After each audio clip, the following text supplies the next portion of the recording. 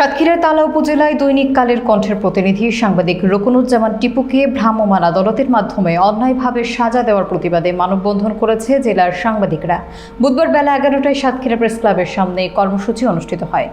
মোকাররম বিল্লাহ ইমনের প্রতিবেদনে থাকছে বিস্তারিত।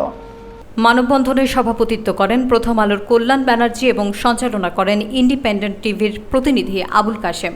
বক্তব্য রাখেন চ্যানেল আই-এর আবুল কালাম আজাদ, সময় টিভির মমতাজ আহমেদ বাপি, আর টিভির রামকৃষ্ণ চক্রবর্তী, দীপ্ত টিভির রঘুনাথ খা সহ বিভিন্ন গণমাধ্যমের প্রতিনিধিরা।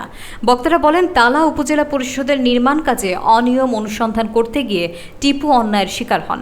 প্রকৃত ঘটনা যাচাই না করে ইউএনও শেখ রাসেল সাংবাদিককে একতরফাভাবে দণ্ড দেন, যা প্রশাসনিক ক্ষমতার অপব্যবহার। তারা সাংবাদিক টিপুর নিঃশর্ত মুক্তি এবং ইউএনওর বিরুদ্ধে তদন্ত দাবি করেন। দাবি মানা না হলে জেলা প্রশাসকের কার্যালয়ের সামনে অবস্থান কর্মসূচির ঘোষণা দেন সাংবাদিকরা।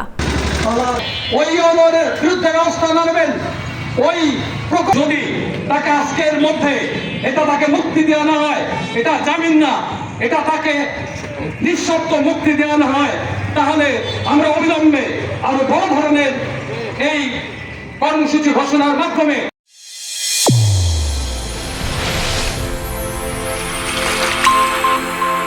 চ্যানেল A1 হৃদয়ের স্পন্দন।